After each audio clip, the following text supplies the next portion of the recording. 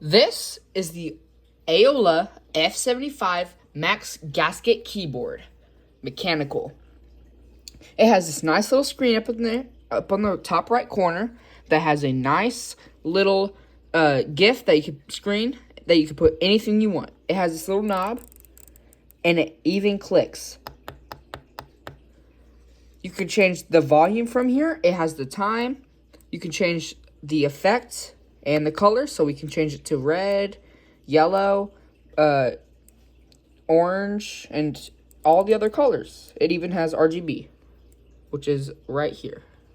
But let's do the sound test.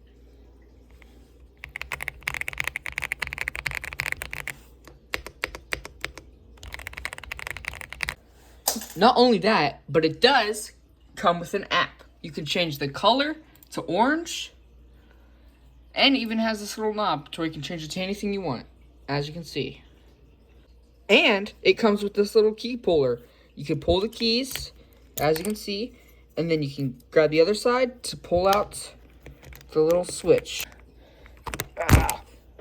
As you can see.